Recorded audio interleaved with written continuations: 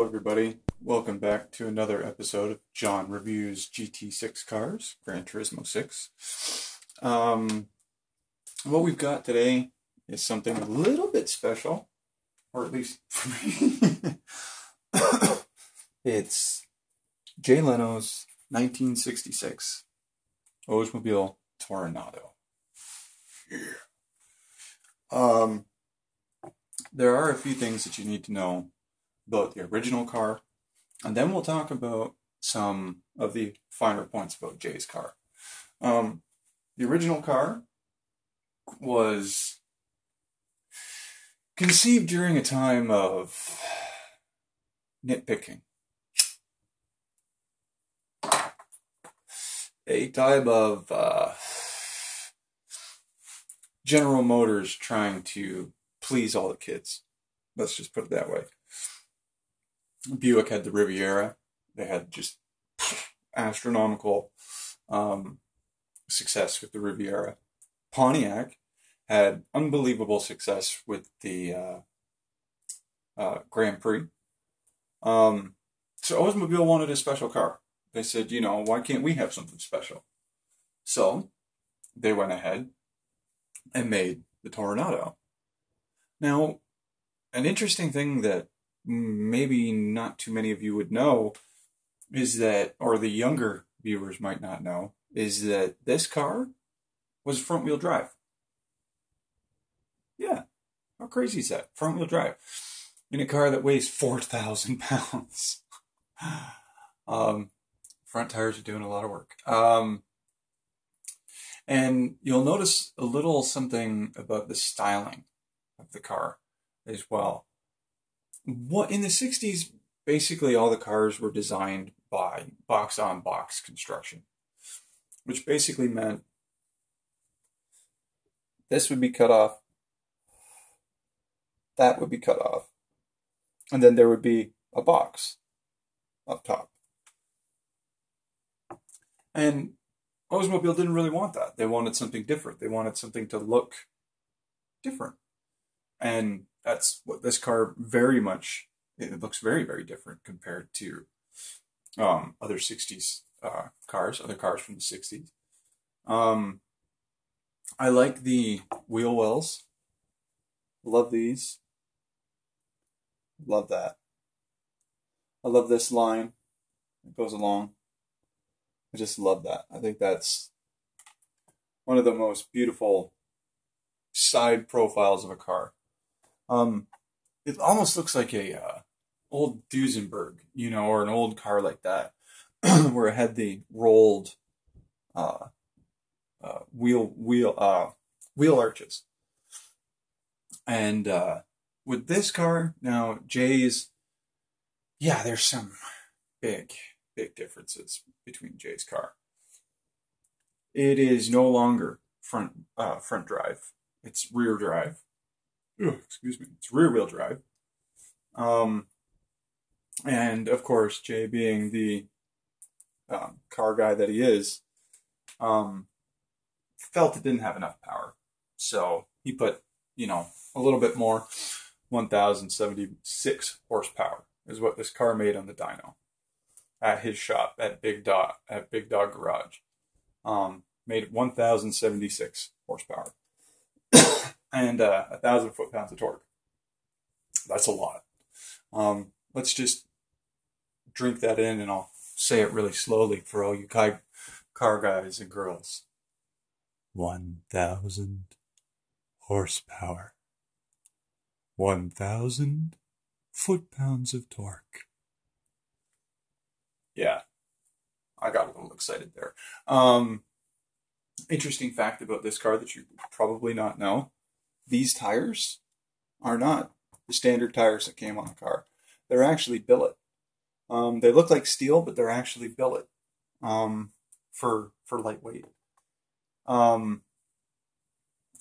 yes, I said this car has 1,000 horsepower, which, when you think about it, is amazing.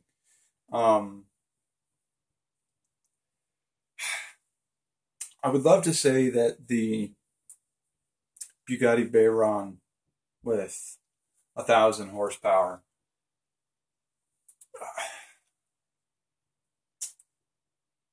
I'd still have this. Is that weird? Is that... I mean, look at this. And now look at this.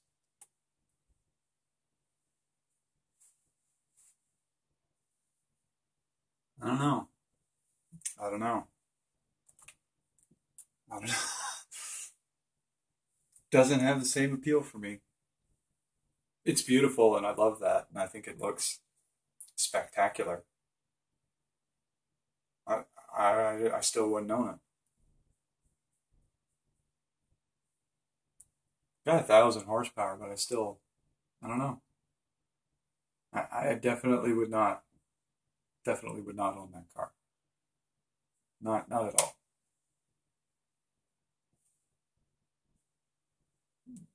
That I would own. That I definitely would own. The Veyron's got an 8-liter, 16-cylinder quad turbocharged engine. This has a 7-liter V8.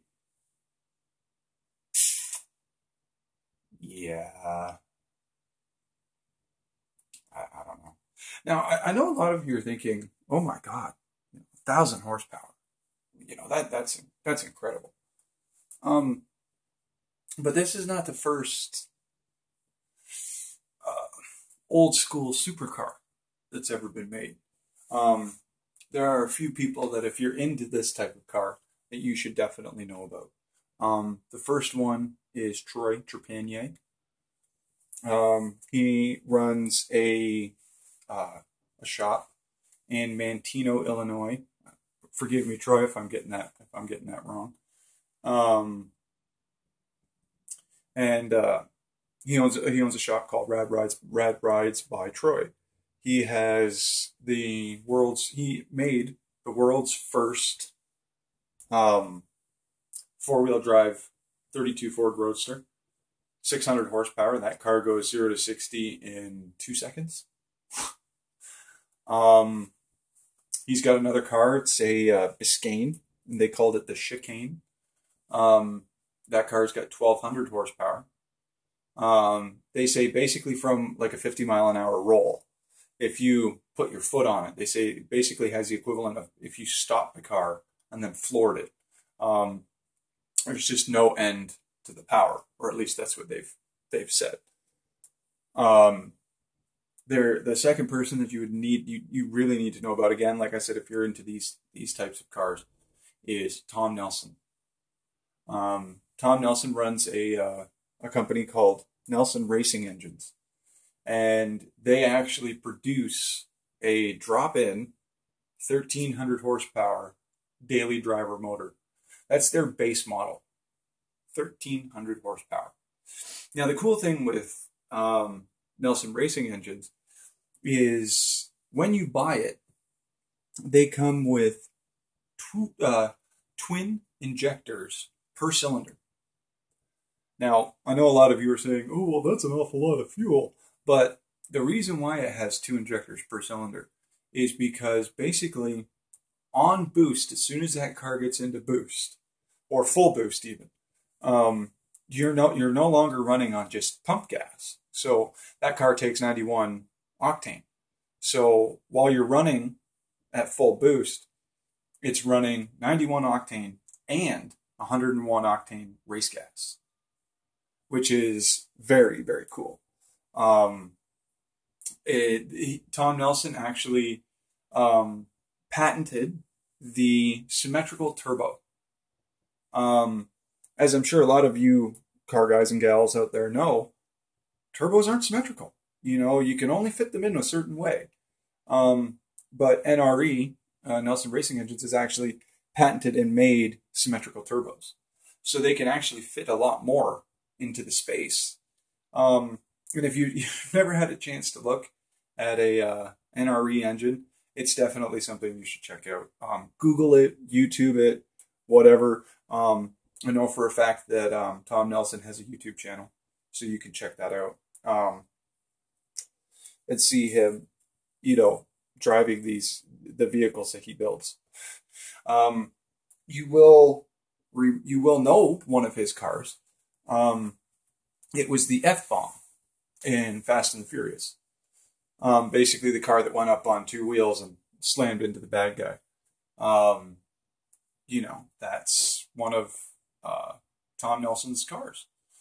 Again, like I said, with these types of cars, it's really neat to have all that power and all that sophistication in still an old car. You know, it's still an old car. It's still 40 years old. You know, or over 40, I guess it would be now. It would be almost 50. You know, they're just really, really unique and interesting in the terms of what they offer. You know, style, comfort, space. You know, you don't get that kind of space in a Veyron, you know. And this car probably is as fast as a Veyron, or close to it. You know, maybe it doesn't have the top end speed, but I'm sure that it accelerates just as hard. I mean, yes, the Veyron has a lot of things in its corner, a lot of things that help it. It's got all-wheel drive. It's heavy. You know, all of that stuff helps it use that 1,000 horsepower to pump it up to 250 miles an hour. This car just accelerates like nobody's business. Now, we're going to take it out on the track. I'll turn off all the electronics, all the stability control, the traction control, turn it all off, and you'll see just how difficult this car is to drive with no safety aids with 1,000 horsepower. Check it out.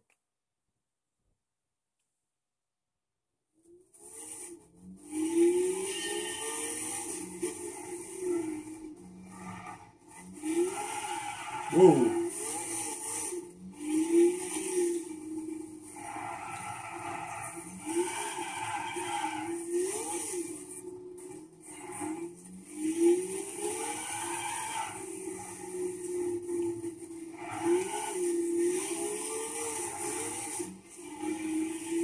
Love that speedo, that rolling speedo. I think that's just so awesome.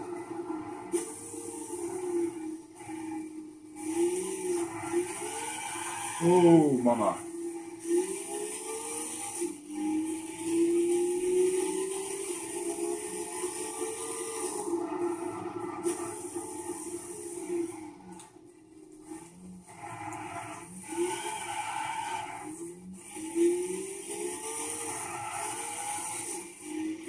See, it's not so bad when you're on boost because the tires are gripping. But as soon as you get off boost and then it goes back onto the boost, you get a lot of power all of a sudden.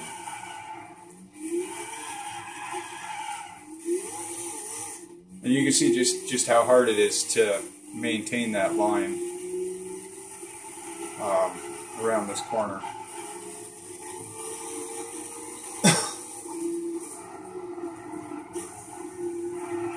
And this is whoa! This is another one of those cars that you forget how fast you're going until it's too late. And it does understeer a bit. And obviously, oversteers like nobody's business. But again, that's 1,000 horsepower, right? Street tires.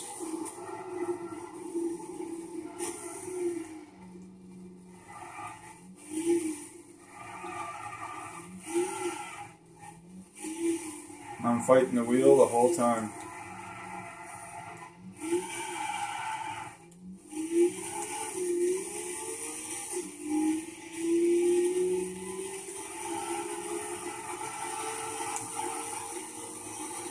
I went way, way off.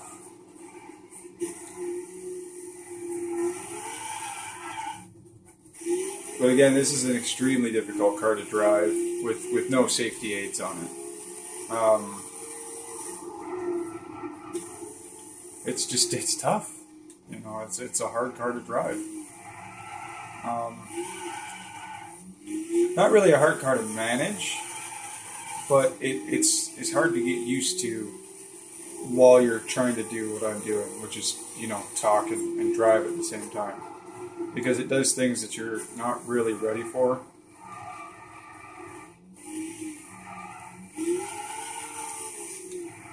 The fact that it's just smoking the hides as it leaves the corners, it's tough. I mean, it's tough.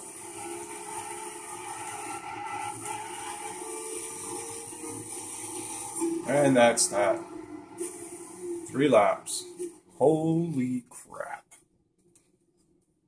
Okay, emergency brakes on. Let's take a look at the replay footage, see how we did.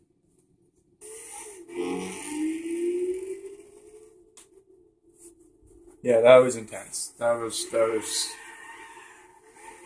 really, really hard. You're getting every kind of steer through the corner that you could possibly imagine. You're getting everything. You're getting understeer, you're getting oversteer, understeer, oversteer. Oversteer, the more oversteer, the more oversteer.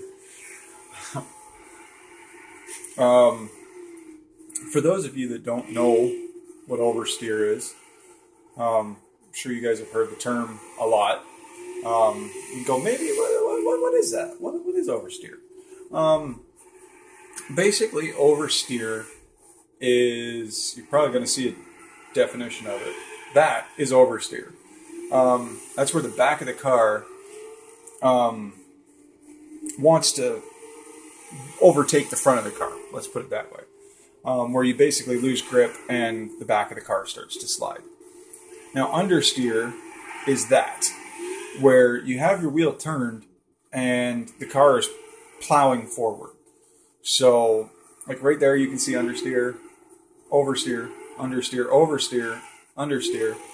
So it's it's a lot of work all at once, you know. I don't think I hit that corner right once, but like that's crazy amounts of oversteer, and the fact that it's oversteer when you don't expect it, which makes it just like, whoa, holy crap, this is crazy. But again, that's 1,000 horsepower.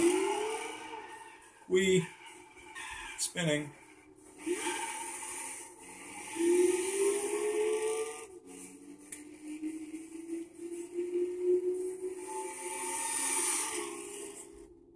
Quick car. Doing like 150 into this corner. But well, when you get onto the brakes to go to that corner. You know, when you're going from like 90 to 150, that's just crazy.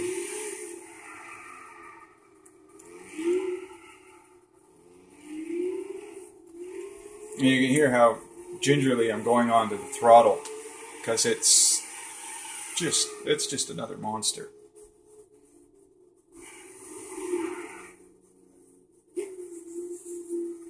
And you know, trying to hold it and all that other stuff, it's crazy.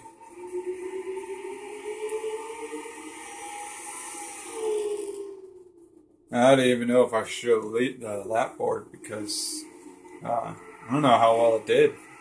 I mean, I know I was doing about 1:01, but that's not really the point.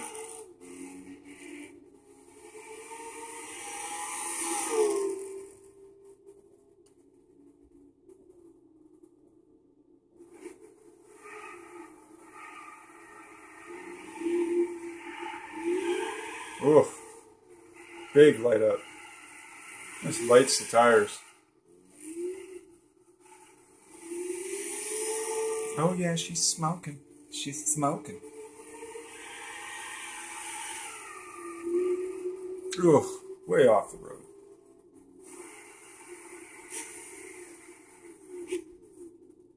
Alright, let's check out the lap board. See how it did. Eventually, of course. You know, when the game decides it wants to exit out of the actual replay.